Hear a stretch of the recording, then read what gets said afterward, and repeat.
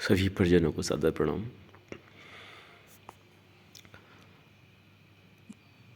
आज परम पूज्य गुरुदेव का एक विचार आप सब तक पहुंचाना है।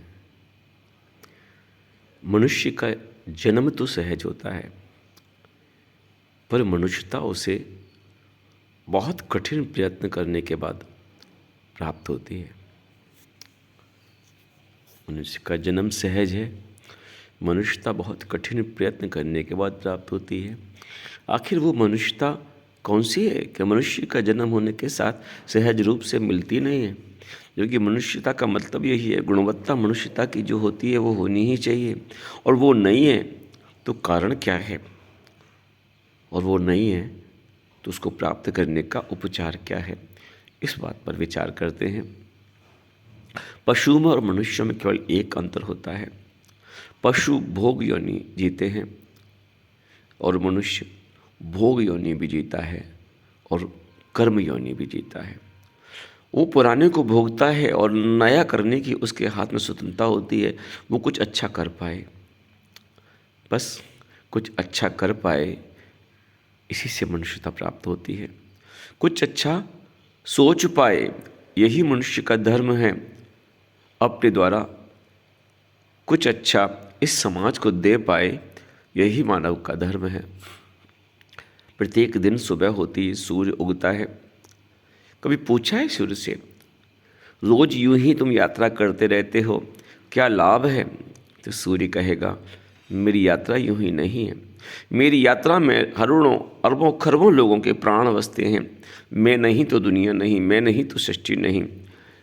लाखों करोड़ों फसल, पौधे, फूल, फल आदि सब विकसित होते हैं। वो मेरा ही प्रकाश है, मैं प्राणों का स्रोत हूँ।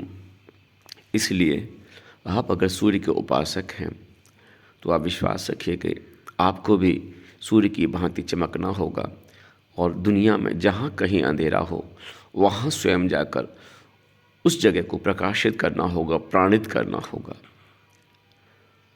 आज हम अपने परिजनों से एक विशेष अनुरोध करना चाहते हैं। केवल एक काम करिए, 24 घंटे में कुछ ऐसा आपको लगे कि कुछ अच्छा हम कर पाएँ। कुछ भी अच्छा यदि हम कर पाएँ, 24 घंटे हमारे सार्थक हो जाएं। 24 घंटे में 1 घंटा भी हमारा सार्थकता में चला जाए, 1 घंटा भी कुछ अच्छा कर पाएँ, जिससे मेरी अंतरात्मा मुझे धन्यवाद दे, मेरी अंतरात्मा कहे मैंने गुरु के कर्जे को उतार पाया, मेरी अंतरात्मा मुझसे कहे आज का दिन मेरा सार्थक हो गया। विश्वास रखिए, जीवन में बहुत कुछ आप प्राप्त कर सकते हैं। इसलिए जीवन जीने का सुंदर तरीका है कि सुबह उठते ही बस सोचिए आपके द्वारा किसी तक कुछ अच्छा पहुंचाया जा सके। लेकिन उसके लिए शर्त है कि अच्छा होना पड़ेगा, स्वयं को बदलना पड़ेगा।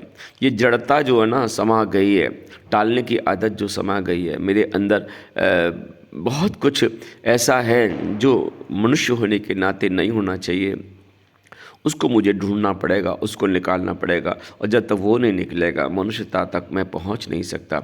इसलिए एक ही काम करना है कि क्या किया जाए कि अपने अंदर की दुर्गंध को, अपने अंदर की दूषितता को, अपने अंदर की दूषित आदतों को, अपने अंदर की कुछ ऐसी कमियां जो देखने में बहुत कठिन होती हैं लेकिन मुझे देखना ही पड़ेगा। जब तक मैं अपने हाथों से अपने अंदर की कमियों को देखकर निकाल नहीं पाऊंगा तब तक मेरा जीवन ऊर्ध्वगामी हो नहीं सकता। इसलिए प्रत्येक व्यक्ति को कोई दूसरा संकल्प दिलवाए कि तुम्हें ये करना है, ना ना ऐसा मत करना। तुम अपना खुद संकल्प लो कि मुझे क्या करना है, क्योंकि प्राणों का स्रोत आपके अंदर से ही फूटता है, आपके अंदर से ही संकल्पों का स्रोत फूटता है। आपके अंदर से जो फूटता है वही पूर्ण होता है, बाहर के संकल्प अक्सर टूट जाते हैं। इसलिए मैं आज आपसे कहूँगा, आप प्रयास कीजिए। आप जिस लायक हैं, आप किसी को कुछ समझा पाते हैं तो समझा पाइए, आज किसी को बता सकते हैं तो बताइए। गायत्री मंत्र के विषय में आप जो जानते हैं वो लोगों तक पहुंचाइए। आप बच्चों को पहुंचिए, बच्चों के स्कूलों में पहुंचिए, बच्चों के टीचरों के पास पहुंचिए और उनसे कहिए, मंत्र लेखनी देकर पहुंचिए। है ना, उनको बताइए कि इस गायत्री मंत्र की चमत्कार क्या है, इस गायत्री मंत्र से सद्बुद्धि कैसे आती है। उनसे कहिए कि आप मैडम एक प्रयोग कीजिए, कुछ कमज़ोर बच्चे जो हों, पढ़ाई लिखाई में कमज़ोर हों, किसी तर्क में कमज़ोर हों, है ना, ऐसे लोगों को अलग बिठाकर आप गायत्री मंत्र का मात्र 1 पन्ना रोज़ भरवाइए। 1 महीने बाद उनका टेस्ट लीजिए, आप खुद पाओगे चमत्कार हो गया। ये गायत्री मंत्र प्रत्यक्ष देवता है, प्रत्यक्ष चमत्कारी है। इसलिए मैं सब अपनी बहनों से, सब अपने परिजनों से कहूँगा, प्रतिदिन अपने आसपास कहीं भी कोई छोटा स्कूल है, बड़ा स्कूल है, जहाँ भी आप पहुँच सकते हैं पहुँचिए। ये चिंता मत करिए कोई हमारी मानेगा नहीं मानेगा, कोई हमारी सुनेगा कि नहीं सुनेगा, हम किससे मिलेंगे, नहीं अपने गुरुदेव को साथ लेके जाते हैं। मानेगा तो उसका भला, और ना माने तो हमारे पुण्य में कोई कमी नहीं है, हमारी अटेंडेंस तो गुरुदेव के रजिस्टर में लगी जाएगी।